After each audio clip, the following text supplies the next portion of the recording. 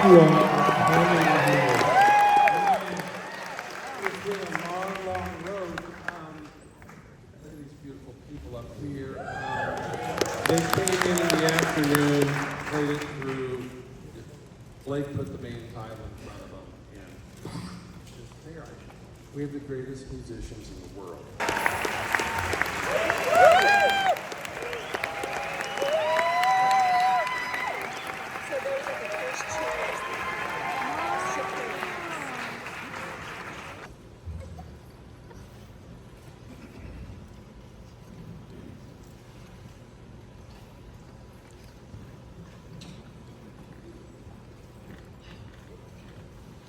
It's live orchestra while they're showing.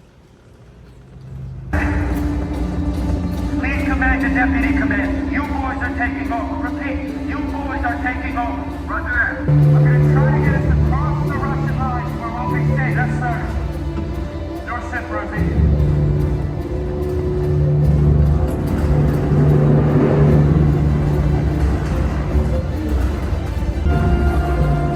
That's it. She's going to stall. She's going to stall. Bail.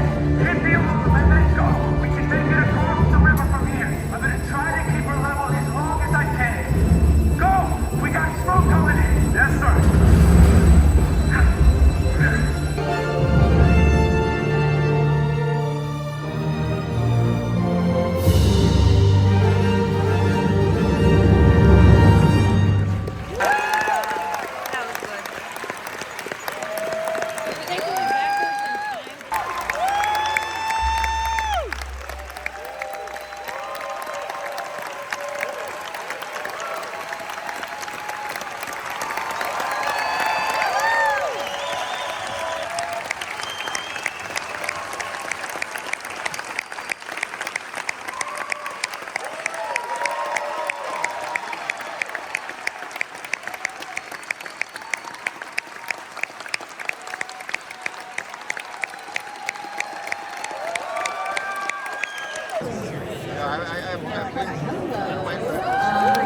Oh, Tom Hanks and Steven Spielberg, executive producer. I'm so glad that I'm about to announce our incredible cast and filmmakers and Masters of Air, because there's no way I was following that by myself. So without further ado, please allow me to welcome executive producer Gary Goetzman,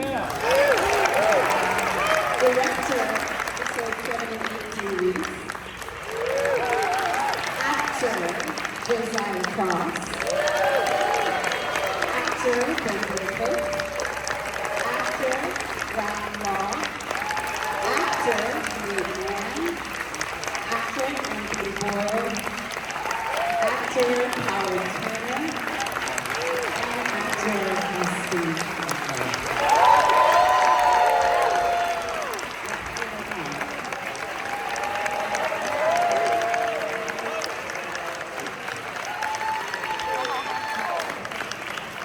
Hey guys. All right, let's have a seat, gentlemen and lady. See, like when you come with that kind of reinforcement, you feel okay following a big orchestra performance that y'all got to see. First Q&A for this, I knew, based on your chemistry in those first 2 episodes between you two, that we were going to see this play out in several chapters. But also knowing the history of the books, I was like, I didn't Wikipedia it, so I was like, are they going to make it? Are they not going to make it? But you really are that part of this that was there at the beginning, the band of brothers, your relationship and how you go back and forth. I'd love for you all to talk about how y'all approached bringing that familiarity to Buck and Bucky. And Austin, I'll start with you. Well, I guess we just started, before we started filming, I mean, Callum sent me a voice memo. We started talking back and forth and just trying to just build that friendship, really. And it wasn't hard. We just, then I got to London and we just hung out as much as we could and talked through, you know, shared memories that Buck and Bucky would have. And you know, I think we lucked out because we're kind of cut from the same cloth, and so we got along easily, you know, so. I love that moment from, I think it was episode 7 maybe, where, you know, when he walks in, you look to Callum and like, what took you so long? Like, that is just such a great moment that plays out. But for you, Callum, like, what was your approach? Because your character, he goes on more of a journey, I think, than the others, because he starts off in this very bubbly, almost cocky place, and by the end, he's in the camp, he's in a completely different, I think, sort of scenario. But the friendship stays the same. Yeah, I mean, it's sort of about, like you said, about the brothers, and you're fighting for the man next to you. You're fighting for your country, you're fighting for liberty that you can't take for granted. But you're right, I think when John even joined up before Pearl Harbor, there was a naivety to him, maybe, that he thought he could do this on his own, that he was going to go and win this war pretty quickly. And I love the opening scene where he says, I'm going to go out for an observation mission. And the next scene is cut to him saving someone's life, you know, bullets being ripped through someone. And that was the question really that I asked, you know, what happens to someone's soul when they witness people falling out of the sky and the parachute's not opening and losing people that they love. I guess that's why I love the show, because we honor the truth. We don't glamorize the war, we don't glamorize these people. I think that was the thing that we really tried to cement in our friendship too, is that, you know, we got to tell the truth. You know, to honor these men in that way was our objective.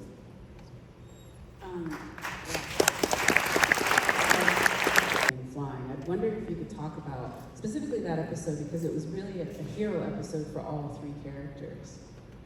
Yeah, well, I think when you're talking there about how he started, I think so many of the characters you meet are almost ready-made heroes. They feel like heroes, they look like heroes, they've got such honor, they know what they're doing. And Crosby from the beginning is just saying, I'm not that guy. Like, I don't have that in me, I'm nervous. And it's this thing of like, true bravery is being afraid and doing it anyway. And I think, whoa, there you go. That's very brave of me. And I think Crosby really embodies that, and it's he's sort of the perfect person to bring us through that story and to narrate, because he didn't feel like a ready-made hero at the start. He feels like he isn't that guy, like probably the majority of us. I'm going to bring it to you with Rosie, because that is also in the same thing. You're going to the Flack House in that same episode. And I loved the journey of your character through that episode, from being like, I don't want to be here. I feel like every aspect of this is wrong, to that incredible speech that you sort of give of like, we don't talk about it, we just go do it. That was a great episode. I'd love for you to talk a little bit about how you approached your journey throughout it, starting from a place of not wanting to be there to that final moment where you think right before he gets back into the plane, like, is he going to get back in? Yeah, sure. You know, one of the, these guys were asked, during the war, like by reporters, like newspaper journalists who would fly over and ask them, like, what keeps you fighting, right? Like, what keeps you going? And some of them, and especially early in the war, they would say things like, well, we're like fighting the Nazis, or we're fighting for our country, we're fighting for freedom. But more often than not, and this is especially when the war kept going, they would say things like, I'm just up there with my gods. I'm just fighting with my boys, right? And that sequence, right, is the one that you're talking about, is kind of like, there's this frustration of, as Anthony was talking about, not being able to contribute, right? And being like, if I'm just sitting here from like this place where we're playing game, like what is my role then, right? I have, like, there's a reason I'm in this. And then by the end of it, he kind of sees these moments with his guys who he came there with, who he was sent away with. And it's like, they needed this, right? And maybe he needed this too, he just didn't realize it. And then, the final moment of sort of like, just imagining, standing there in front of the plane, and the door is open, and what gets you back in, which is kind of like the question for me, the whole thing, like, how the hell do you get back in there? And, there's this bodily restraint, right? This this visceral hesitation, and the rhythm of it, right? Like what gets you back, like whatever it takes, right? Just even if your courage is just a little bit more than your fear, you might get back in the plane, and that's what that moment is like. It's played so beautifully, because you see that all throughout your face. I wouldn't have gotten into that plane, but that's why I'm up here, and you guys get to play. How did you guys set that up too? Because it's different than I think some of the other sort of non-verbal acting that's going on in those moments. He's oftentimes the jokey one, tries to be the jokey one when these guys land, but you can't that day. Yeah, I think from like the start of the project, from boot camp to the scale of the sets and the costumes, there was so much there for us to kind of get ourselves in the mind of the camaraderie, the unit, and the time and the place. So early on when I was reading Ken Lemon's book, he spoke about that psychological and mental effect of being on the ground and being responsible for the planes that go up, but not having any control of what happens after that. And him being there from the beginning, he sees the trauma and the men that aren't returning and the men that are returning. And he speaks of that anxious waiting, and I really wanted to kind of create that story at the beginning. He's very friendly with a lot of the guys, they're his boys, he's been with them from the start, and as they don't return, he doesn't want to kind of put a face to a name when new crews come in. And to kind of understand what that's like, because you want to encourage people, you want to be there. And he's a team leader. He was 19, but everyone always spoke of him as such a leader. He led by example in a very kind of selfless way. And I think it was really important to incorporate what the mechanics and the ground crews were going through, because in a lot of ways it's the audience's eyes. They don't know what's going on. They don't see that. And the balance as well, his groundness, like you said, the time he spends with the young boys, and he was fond of all of like the kids that were around the base and get them involved. But as the war went on and things got extremely tragic and serious, that element had to kind of go away. And even though they were like 5-6 years younger than him, they weren't much younger than him. He still had to step up and grow up very fast. Shooty, myself, and Josiah, and we hadn't even met Austin or Callum yet. So it was kind of life imitating art a little bit. I mean, we were the only 3 black people on the set pretty much, so you know, it wasn't too hard to imagine what it might have been like walking into that situation. But I think luckily, once we were able to meet everybody, it was so smooth and so welcoming and inviting, which made it super easy to do our jobs. Anthony touched on it earlier when he was speaking about bravery, and I think that the metaphorical plane that these characters were existing in, I think, you know, life imitating, you know, life in a lot of ways in that specific moment. For him, he's only operating through the prism of, you know, what he does, which is mathematics and science. And I think that for him to exist and to move forward in what he's doing, he understands that, like mathematics, this entire operation is mathematics. You know, so in order for us to appeal in any type of way to survive in this situation, we can't seem divided.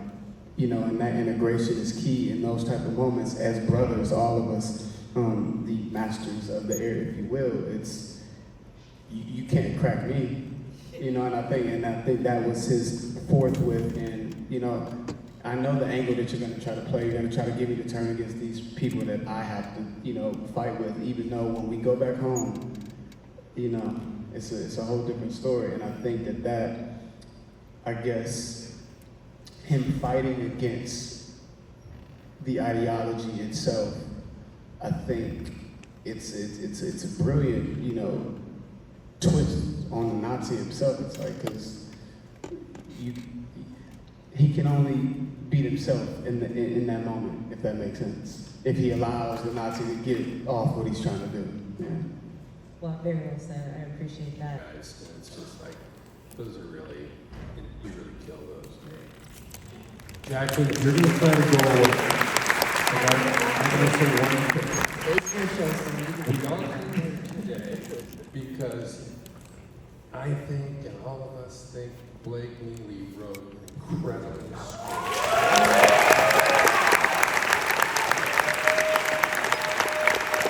At the end of performing today, you all stood up in the audience, you gave him a standing ovation. And I thank you so much, because working with him and going through cues and doing, I wanted to give him standing ovations every day. So I was really gratified by that. Thank you all so much.